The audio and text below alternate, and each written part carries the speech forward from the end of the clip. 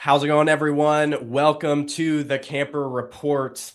I've got a very special guest on, somebody that I mean, it's been a while, couple years since I've talked to you, but we've got Grant Cohn on the show.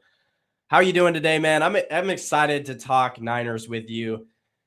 I mean, this season it's definitely a different outlook because last season it was younger, cheaper, not a lot of big names. It seems like this season, every time I flip open my phone, the Niners are doing something different, which makes for a lot of good discussion. So thanks for coming on, and I can't wait to talk Niners with you. I didn't ask you this backstage, but how long can you go for?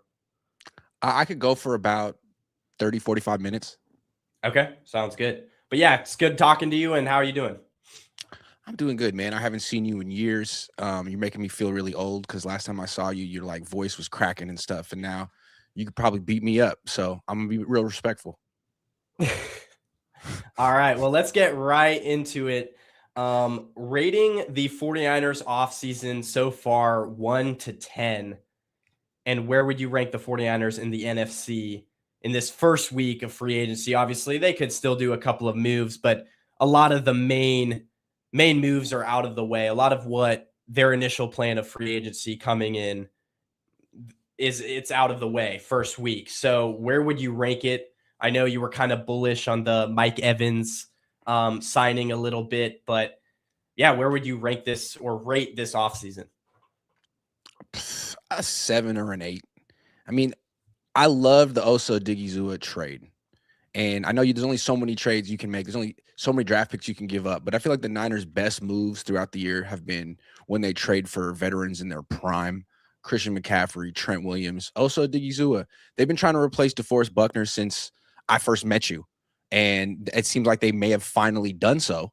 So that's a great move. He's under contract for 3 years. You only give up a third-round pick. He's getting paid $20 million a year, which is reasonable for a man of his talent. Great move. The rest of their moves were interesting in the sense that they were all short-term older players coming off a season that they were injured. So they're kind of bargains. And if they stay healthy, it's like a great value, but the injury risk seems high. And last year, it seemed like the plan was to get younger and cheaper and get rid of like dead weight guys who had been injured a lot, like Dre Greenlaw and Javarius Ward. And then this year, you bring Greenlaw back. So I like that they brought Greenlaw back, but I'm trying to figure out what the plan is here, if they have one. I almost feel like the fact that they haven't gotten extensions, John and Kyle, is important. And maybe they're thinking, hey, like if the Yorks haven't decided what to do with us, if they're thinking they might want to go in a different direction in a year or two, what's the point of us planning long term? Maybe we should just sign Mike Evans, who could be good this year. Sign Christian Kirk, sign Dre Greenlaw, and get the most wins possible in 2026 to get that extension. Because if we're playing a bunch of young guys and planning for 2028, we may not be here in 2028. I don't know. Do you see it that way?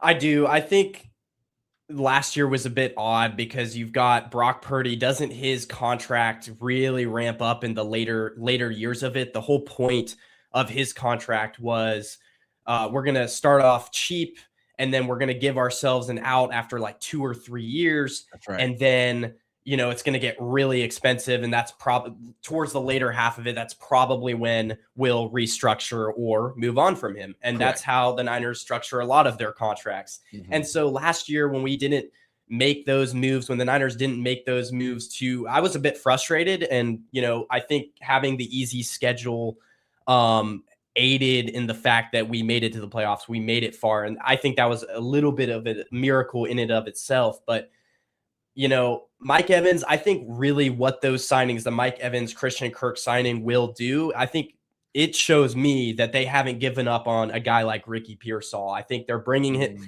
they're taking the load off of Ricky Pearsall because he needs to get his body right. He needs to get into the load, like get used to the load that the NFL gives you. And then they're going to be able to teach him so many different things, teach him how to be a professional, something that I don't even think he's had over the years that he's been in the NFL so far. And so I like those signings. I would give it about an 8. Go ahead. Well, let's talk about Ricky for a second, because the reason I'm not giving it more than a 7 or an 8 is I feel like the goal should be to improve and take down the Seahawks and the Rams. Those are the teams in your way. And I'm not sure that that these moves like that Mike Evans and Christian Kirk are going to be the difference. You lost 41-6 to this team. Adding a pass rusher is a big deal, because if Sam Darnold can just stand there, if Matthew Stafford can just stand there, you're going to lose. So getting Osa Odigizua was great. Adding Mike Evans and Christian Kirk, I don't really know if that's going to be enough. But you brought up Ricky Pearsall. That's interesting, because it seems like if the Niners are going to actually pass those teams, they were going to need a young player to take a big step. Mike Evans, there's only so much he can do at 33 years old. And I don't even know if you want him to be the number one receiver. You want Ricky to be the number one receiver.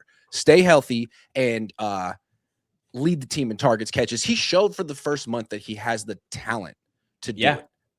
But this is the year he has to show that he has like the full package, the durability, everything. And if he does, then the Niners are in business. If he doesn't, then the Niners are in trouble. A lot depends on him. What I don't get about, and I guess we have another topic for this, and we could even segue into this, but I did want to talk about the Rams and Seahawks a little bit. What I didn't like about our signings and moves, I mean, there's two things. There's two ways of looking at it. You draft guys for depth this year, right? And they kind of learn behind Mike Evans. You could even draft a receiver in the second or third round. They learn behind Mike Evans, Christian Kirk, whatever. But then there's another thing that's kind of concerning to me, and it's like Kyle Shanahan doesn't like to get past a certain core group of guys in his system. He doesn't like to spread the ball around. So this year, it is a win now year, because you're going to draft a guy in the second round, and he's probably not even going to see the field. Which makes this draft so interesting. Where they go? Do they go receiver? Do they have faith in Jordan Watkins, some of the guys on that back half of the roster? But where do you see Seattle and the Rams right now? How close do you think the Niners and Rams? How close do you think the Niners are to the Rams or the Seahawks? Because I think the Rams did a lot to separate themselves, but Seattle might be a team where like we might see a bigger drop off this year. Yeah, I do think Seattle's really good. They have some incredible players, but they lost their running back, and Zach Charbonnet's coming off a torn ACL, and he probably won't be ready for the beginning of the year. I'm sure they'll draft a running back, but we don't know who it'll be or if he'll be good. They lost their offensive coordinator, replaced him with a guy who's never called a play in his life. Yeah, that was shocking. Yeah, and they lost Reek Woolen. I think the Niners are still clearly third best of those teams, but I think they have closed the gap a little bit, and I'm focused on their D-line. If the Niners can finish that off, you got Bosa, if he can stay healthy, you got Odigizua, Michael Williams, if he can stay healthy, and I think they probably should be able to stay healthy coming back this year. If you could just solidify that DN spot that was Bryce Huff. He's gone. He wasn't that good. No offense. If they could get in 2019, when they thought they were on the cusp of a Super Bowl, they traded for D Ford. And, it almost worked out. He was kind of damaged. He had moments, but you understood like what they were trying to do. I think they're in the same exact position right now. And if they were if they were to trade their second round pick, they already traded their third. So maybe they're hesitant to do it, but I don't care. They suck at drafting. If they were to trade their second round pick to the Vikings for Jonathan Grenard, I think I would pick the Niners to win the Super Bowl. So I'm a little confused. Like, you've made good moves. You're in win now mode. You're bringing in older players. You're not as good as the Seahawks and Rams, right? So why don't you make that last move? But what they're going to do is wait till the draft and address, try to get 2 or 3 starters in the draft. And I don't have that much faith in John Lynch to get it done. But maybe Raheem Morris can figure it out. Yeah. I mean, I think the Rams, like let's talk about that type of team. They're banking on the health of Stafford, Adams, because if you look at the back half of their roster, like after Adams and Puka Nacua, like that, they're a team that I could see them drafting a receiver in the second round. They also lost tackle like Rob Havenstein to retirement. And so I believe, I can't remember the guy's name that they replaced him with. He's played pretty well, but they fixed their secondary. But they're really, we're talking about the Niners relying on a core group of guys that is an average age of 30. I think if anything happens to Stafford or Devontae Adams, the Rams could be in a little bit of trouble because they lost their right tackle. They're relying on two guys over 30. They did fix their secondary, but that's a team. The team I'm really looking at this year is the Bears because Drew Dahlman for them retired. But they replaced him with Garrett Bradbury, and then they shored up their offensive line. Jedrick Wills. They got Kobe Bryant from the Seahawks. They lost quite a few corners in their secondary, but with another year of Caleb Williams, Ben Johnson, shoring up their offensive line a little bit, potentially drafting a receiver. I mean, the Bears are going to be a team where out of all the NFC teams, I think they could give the Niners the most because they're younger and they don't have to think their season isn't relying on Devontae Adams and Matthew Stafford, two guys very old. So they added Devin Bush, Cam Lewis. They added Kobe Bryant. That's a nice addition at free safety for them. I think their defense was just terrible last year, but they do have Montez Sweat. They're going to have to really draft some players on. They do have Jalen Johnson, so they have potential there. They have a good defensive coordinator in Dennis Allen. Yeah, that team was definitely ascending, and I don't know that the Niners are ascending. But with the Rams, I'm with you on Devontae Adams. I thought he was kind of falling apart last year. There were so many clips of him like grabbing his back or grabbing his hamstring or limping off the field. It didn't seem like he could really run. He was really effective inside the 10-yard line. But there were stretches where he missed games, and the Rams completely reinvented themselves with that 3 tight end offense. I don't think they really need him anymore. And they were exploring the trading him to the Eagles for A.J. Brown. I wouldn't be surprised if they make some kind of a move. I don't even know if Adams is going to finish the season with them. I feel like Evans is kind of in the same boat with the Niners. It's like, yeah. You know what I mean? Like, you're not what you used to be. You shouldn't be their number one option. You're going to be deadly inside the 10. You're going to be a great red zone option, but can you make it through the whole year? The question is Stafford. Last year, they were talking about his back and he had before the season, and then it was like, oh man, are you going to go to the Raiders? Can you even play? And then it's like, oh, MVP, best quarterback in the league. Is he going to do that again at 38, 39, or is he finally going to start to come back to earth? Because it seems like he's playing the best ball of his career, which is strange because Aaron Rodgers didn't age like that. Yeah. Yeah. And here's the thing. One thing, though, that I think that I trust the Rams and the Seahawks, because the Rams still have a first-round pick, and the Seahawks, they lost a lot of guys and didn't really replace a lot of them, especially in the secondary. But here's the thing. Both of those teams have proven that they can draft when they have the picks, when they have the first-round picks. And so, yeah, the Seahawks lost a lot of guys, but is Schneider going to replace them? Probably. Are the Rams going to make some? I mean, the Rams, the last time they had a first-round pick, they drafted the edge rusher. His name is escaping me for whatever. Go ahead. Yeah, Jared Verse. And it's like, he's incredible. So I have more faith in them that, okay, we lost a lot of talent this offseason, but we have the draft. And it's funny, like the Niners need an edge rusher. Did they not try to draft one last year? I mean, when they took Michael Williams, they said, oh man, Georgia played him at 4 technique, but wait till we unleash him in the wide 9. And then they did, and he had no pass rush moves. And they're like, whoa, we're gonna actually move him to the inside on passing downs, and that'll unleash him. And it didn't. So they traded for Keon White. I'm just saying, now they brought in Raheem Morris, and it's like, Raheem, you drafted Jalen Walker and James Pierce last year. Could you do that for us now? Like, the Niners passed on Jalen Walker and James Pierce last year, and now they're looking for those players. I think that's kind of interesting. Yep. Before we get into a little bit of the draft talk, because I want to know your thoughts on that. What are your – oh, hold on. I need to switch this to scroll. But oh, yeah. Joey Bosa. Sometimes hate that. Yeah. Joey Bosa, pros and cons. Like, we're talking about edge rusher. Personally, I wouldn't like this move. I mean, I like it to the fact of, like, if you put him in a rotational role, maybe. But I think if we sign Joey Bosa, it has to be cheap. And then we have to – I don't care. If we sign Joey Bosa, it does not change the way I view the edge rushers in this year's draft. That's just my opinion. I don't like it. He's not enough Like that's the position where you can add a really good player and overtake the Rams and Seahawks. I don't think he does it.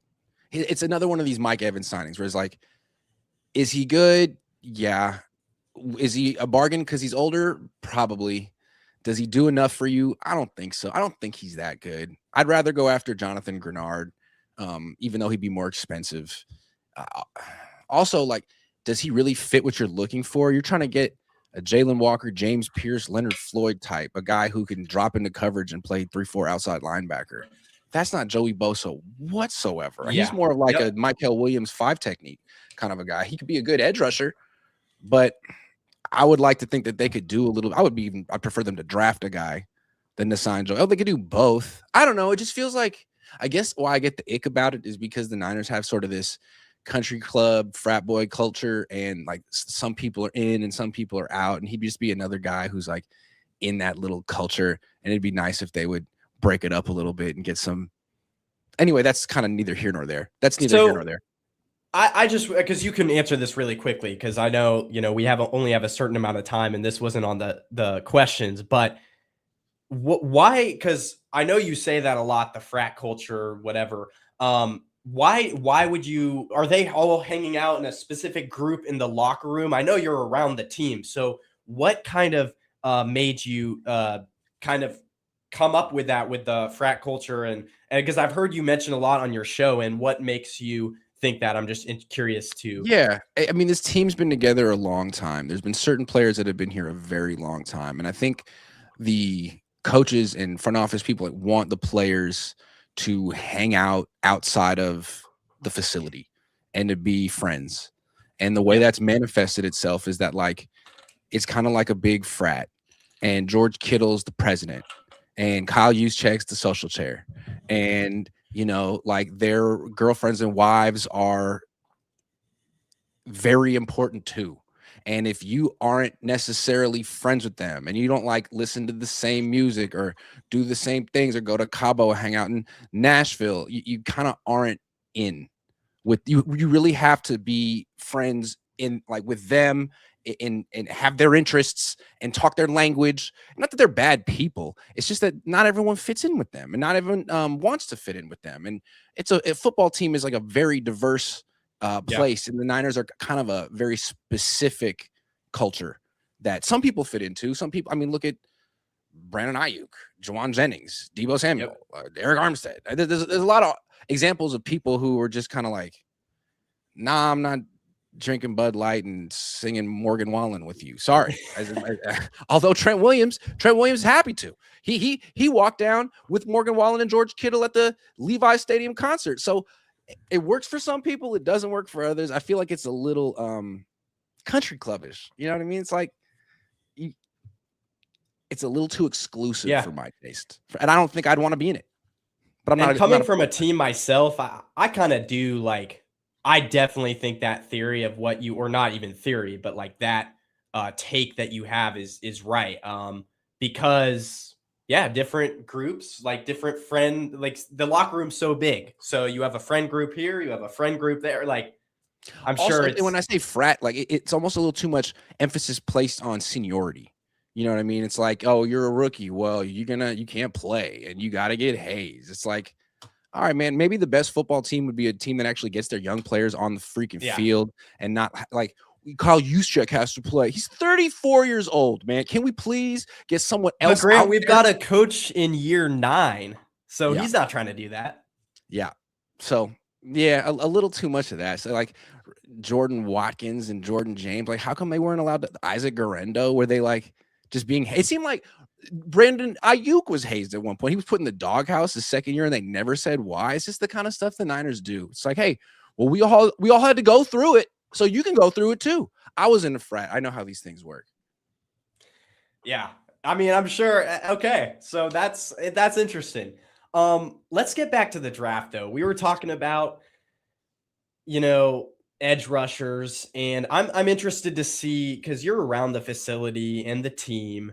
And you probably have I mean, you talk to the general manager, you talk to John Lynch, and I mean, there's a couple parts to this topic, but I want to know your thoughts of where the Niners go first and second round. Because after all, first and second round are probably going to be the guys that maybe see the field in year one. What positions do the Niners go? If you have any players that would be, that you could share as well.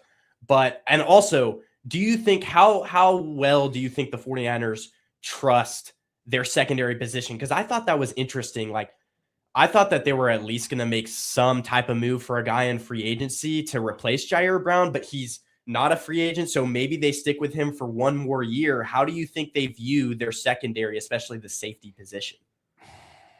It's hard to say because I don't know Raheem Morris. I'm getting to know Raheem Morris, and I think he's going to be pretty much the architect of this defense. John Lynch just pretty much asked his coordinators what they want. So the way I look at what the Niners have to do in the draft, usually what GMs do is they try to address all their needs in free agency so they can take best player available in the draft. The Niners don't really do that. I think we could pretty much agree that although the Niners have done some good things in free agency, they don't have a starting left guard. Yeah.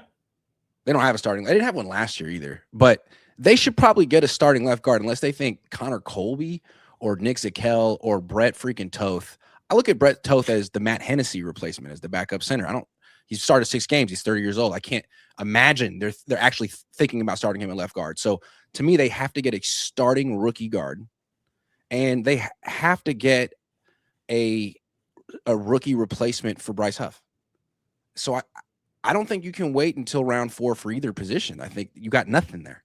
If you don't get a starter in the draft at those positions, you're talking about playing Sam Okwano or something. So I don't think they have a choice, which is I don't like that about the Niners. You're putting yourself in a position once again where you have to draft for need, and you're gonna reach for someone because you need them. So I don't even have any names for you. I just feel like this is what the Niners are going to do. But the only thing that gives me hope is that Raheem Morris did a really good job last year in Atlanta. Now, I don't know if he was picking the players. I bet he had input. But first 2 picks, both edge rushers, both hit. Jalen Walker, James Pierce Jr. Then he drafted 2 safeties who were really good. One might go to jail, though. What's that? One might go to jail, though. Yeah, that's true. That is true. There's a reason he fell to 29. In retrospect. But what I want to say is he also drafted safeties. One starter right away was really good. So there's a chance the Niners are feeling like, hey, man, he could do it again. He could draft an edge rusher in round 1. He could draft a safety in round 4, and those guys could start. So there's hope. It's just that the Niners, every time they've tried to draft a pass rusher, they've gotten it wrong, except with Nick Bosa. But Morris is new. Yeah. Well, I think, okay. I like how the reason why I liked the Christian Kirk signing is because now, like, at first I was like, first round, there are guys in the first round like Omar Cooper. They met with him, and it's like he might not make it past like early second. I was like, it's almost a given that they're going to draft a receiver. Now, maybe not. I think, and Chris Sims, a lot of people have said that front 7 in this year's draft is really good. And I tend to agree. I mean, you look at a guy like Zion Young, he's got great height, pretty good measurables, very good bend. You watch him, he has a very good like swipe move. He's got a pretty good first step. I really like guys like Zion Young. And then if Akeem Mesidor can fall to that pick at 27, I mean, he spearheaded, him and Ruben Baton spearheaded one of the best defensive lines that, I mean, college football not ever seen, but it was a very good defensive line. So guys like him, and then I like how, I mean, there are a couple really good speed rushers, 3-4 defensive ends that you can go and get. I'm sure you've heard of Gabe Yakis. What's the other guy from UCF? He's a D4 kind of type defensive end. And so I feel like, and I don't know if you have gotten into much of the first round prospects, but I feel like the first round is not going to be a place to draft a replacement tackle or even a guard value wise. I think it's going to be a lot better if the Niners go edge there. And I mean, I've got some guys in the third. Well, Niners aren't in the third round, but you could maybe reach for a guy like Bo Stevens, a guard from Iowa. He fits the 49ers scheme. They have kind of a history of drafting guards from Iowa. Very mobile.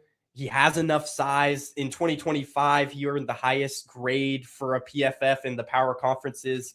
Their O-line was like the best O-line in college football. They won the Joe Moore Award. So look for Bo Stevens out of Iowa. I think those middle rounds are going to be where second round, I think would get a lot better value at offensive line. Chase Besantis. And then can I keep talking here? Yeah. Okay, because I have another guy, Emil Wagner. He's a right tackle out of Notre Dame. Now, right now, he's projected to go in around about the fourth round. I believe PFF has him ranked pick 180. But what I like about this guy is he has the perfect measurables. He's 6'6", 306. So he needs to put on a little bit of weight. And that was the big thing with him coming out of college, is that he needs to get a little bit heavier.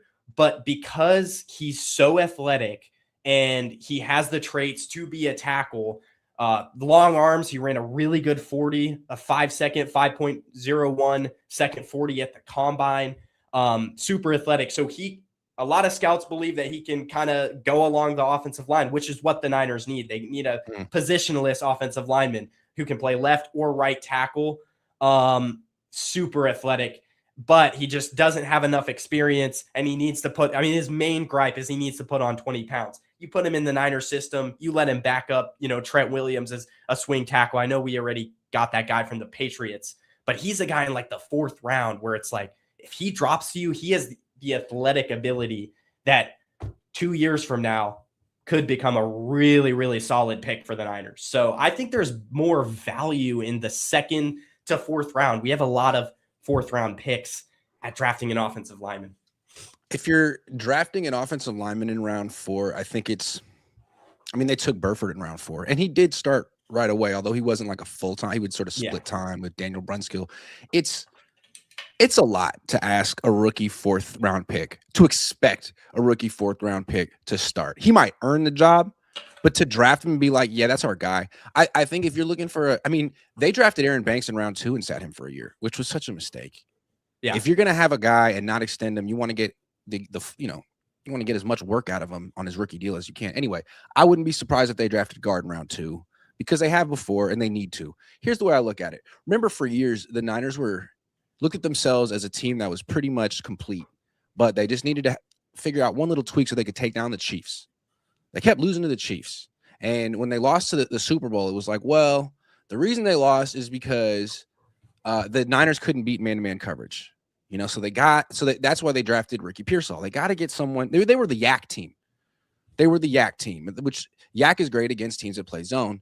If teams are going to play man coverage, you got to be able to beat man to get the ball in the first place, and Debo couldn't do it. Jennings isn't explosive, so they brought in Ricky, and the whole thing was, we got to do this one thing to beat the Chiefs. Now, forget the Chiefs. It's about the Seahawks. And what's crazy about the Seahawks is they play zone all the time, most of the time. They play 2 deep safeties most of the time. They're in nickel all the time. They don't do anything special to shut down your run game, but they shut it down. They don't load the box. They don't play base defense. They just shut down your running game. So that takes away your play action game. And now you have no explosive passes. Like, they've really shut down your entire offense. And when asked about it, Kyle Shanahan said, yeah, I haven't had, it was before the Super Bowl. He's like, I haven't had a ton of success, but you really got to be able to run the ball against this defense because they're in nickel and they're in too high. So I'm sorry, but signing Mike Evans doesn't really help that much running the ball against that team. They're already got their safeties back. To actually do something to help you against Seattle, you got to address the offensive line, because their defensive tackles are destroying you. Their defensive front is destroying you without, some of those guys are handling 2 gaps at once and controlling the entire line of scrimmage. That's where you got to make headway. Yeah. Okay. Have you heard of Chase Besantis, guard out of Texas A&M? That's another guy. Really good short area quickness. If there's one guard that could take in round 2, who would you like? I would say Chase Besantis. Okay. Also, here's the thing that I've been looking, because in the years past, my criteria was, you go for the guys that you like the most. That, okay, this guy's super big, man. He can really move guys around, but that's not how it works. The Yeah. Niners are looking for guys who can pull in space, who Yeah. are really freaking smart, can get to the next level, super mobile. And so that's where it's like Chase Basantis, who can do that. Like I said, Bo Stevens before, who I think in the second round would be a little bit rich, but I mean, they could trade out of that pick in the second round, get into the third, because they don't have any late day 3 picks. I think there's going to be a trade down at some point during this draft. You get a guy like Bo Stevens or Chase Basantis or even Connor Liu, the center out of Auburn.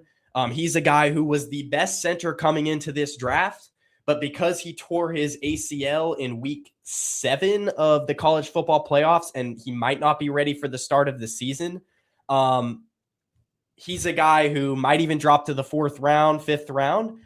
But if you can, I think he can even transition to guard. You put him at, and would you agree with me on this? I think they draft a center replacement in this year's draft. I don't care if he starts right away. They need to get it. They need to get some type of like good depth behind Brendel, because my word, I can't handle it. I don't know what you're talking about, Ben. Didn't you hear that Lombardi said how good Brett Toth is? I had never heard of him. So, but I mean, it's kind of the same thing the Niners did with Brendel. I mean, Brendel was a guy who people hadn't heard of, who'd been hanging around on practice squads. He was freaking 30, and the Niners brought him in there like, this guy is our future starting center. We are going to develop this 30-year-old man. And they did. And he's exactly what they want. He's super cheap. He's smart. He sucks. That's what they like. So I wouldn't be surprised if they're looking at Toth the same way. Like, this is the kind of guy we develop into our future awful starting center, who we pay nothing. And he loves it and he appreciates it. What year is he in? Is he second, third year? Brett Toth in the league? Yeah. Hold on. No, not even close, dude. He's almost 30. Just a second. Shoot. This dude was he even drafted? No. He went to Army. He's been in the league since 2020. Okay.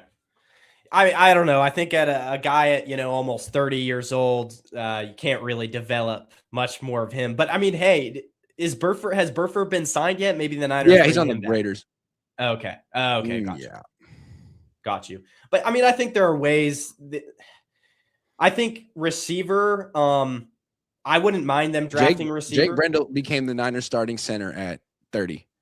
Before that, he had started 3 games in his entire career. I'm just saying they think they can do it again. They're so slick. I want to see us get some type of tackle replacement. I don't care, and just coach him up.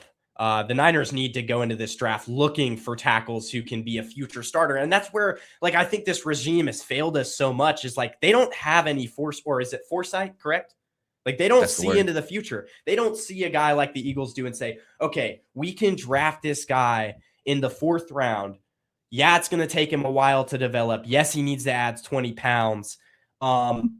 We can put him at left guard, but now he's going to transition to our center, or, we can move this guy around and develop him. The Niners don't do things like that with the offensive line. It's who can start right away, who's decent right now. It's like, I love Emil Wagner. He needs to develop. So the Niners probably aren't getting him.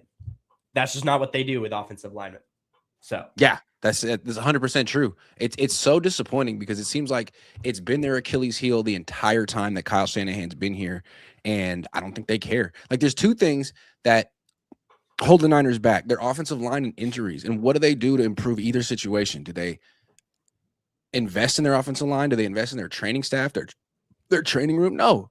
It's so strange, because other than that, they seem like they are, when healthy, they're a hell of a team. They've had elite defenses. They've had elite weapons. They've had very successful, productive quarterbacks, but their offensive line is never good enough.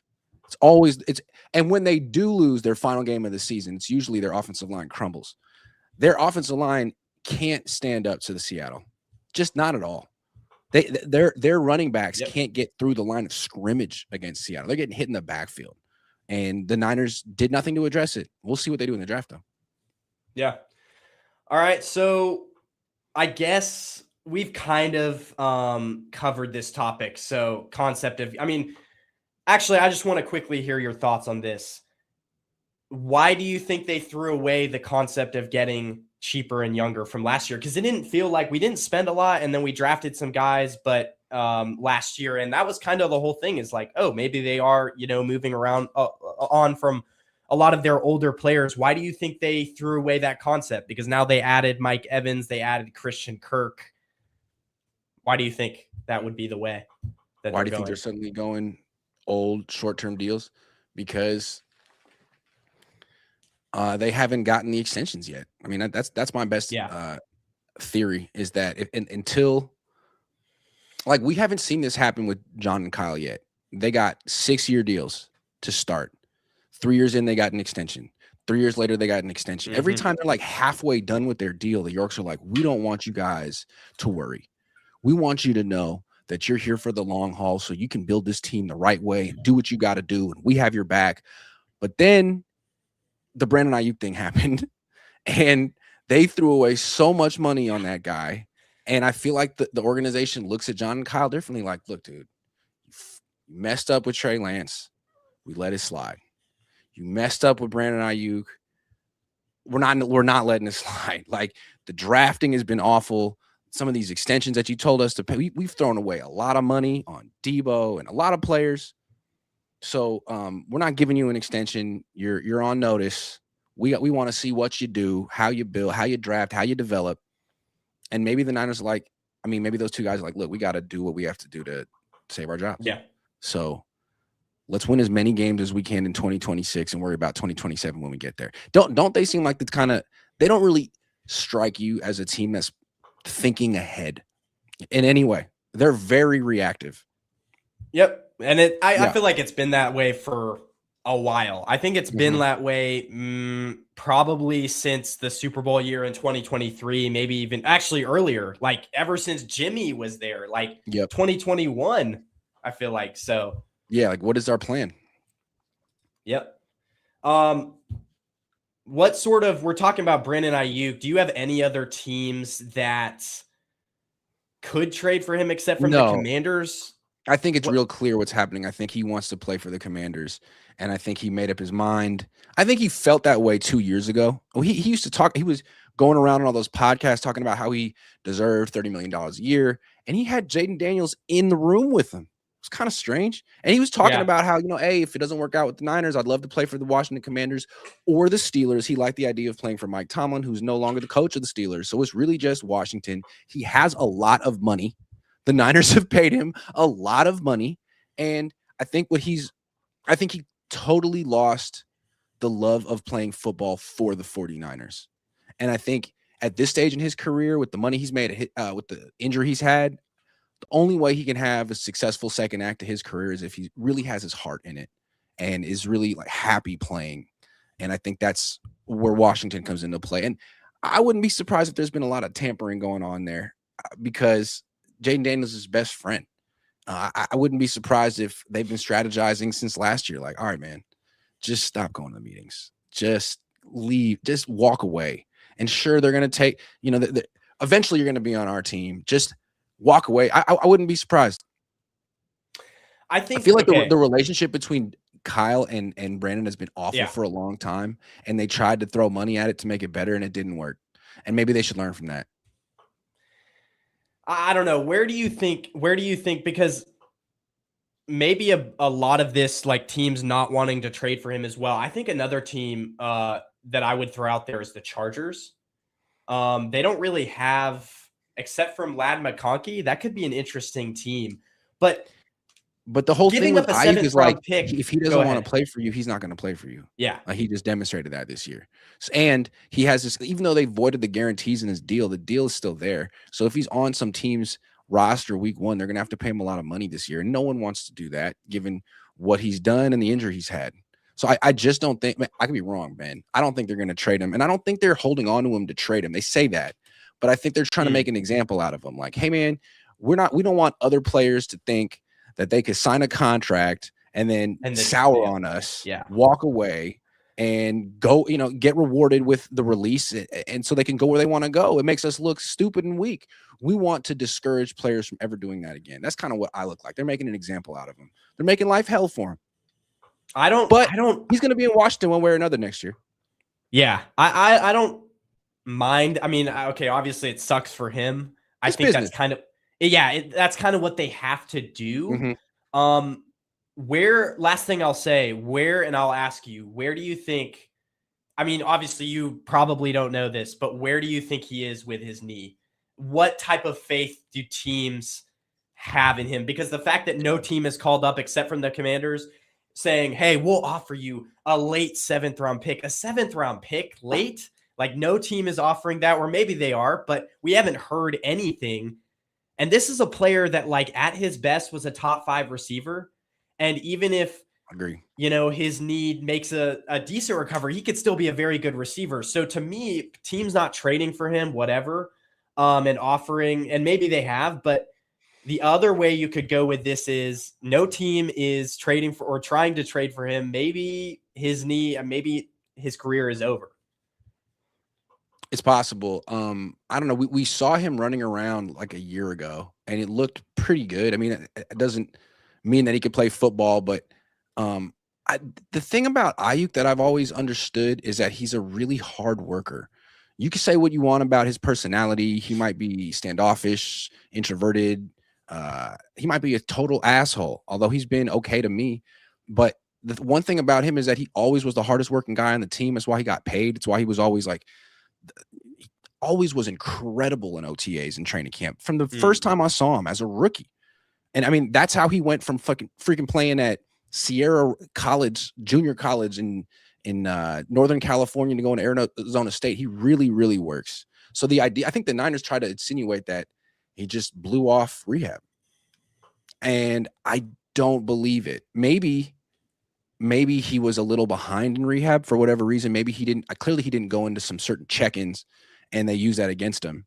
Yeah. But we saw him running around. George Kittle was on bussing with the boys the other day saying that Ayuk was there every day rehabbing. He's addicted to working out. He's like Christian and George in that sense. And then he never saw him again. I don't think he's going to be the player he was. That was a catastrophic knee injury, but I think he's going to be able to play football again. I don't think he's going to be worth $30 million, but it's going to be interesting to see who has a better season. Like Ayuk's going to be playing somewhere. Jennings going to be playing somewhere. He's still a free agent. And the Niners have Kirk and Evans, who could be good if they stay healthy, but if they don't, it's going to be embarrassing if Jennings and Ayuk go somewhere for cheap and play well. It's going to suck. Yeah, exactly. That's all we've got. Thank you for sharing your time. I know you're a busy man. And so, guys, this has been a great show. Thanks for coming on. Thanks so much, man. It's a pleasure. Anytime. Keep doing great stuff over at Wingate. Yeah, thank you. Guys, it's been a great show. I'll be splitting up parts of it over the next couple of days. So look for the clips. That's all we've got for you. Have a good day.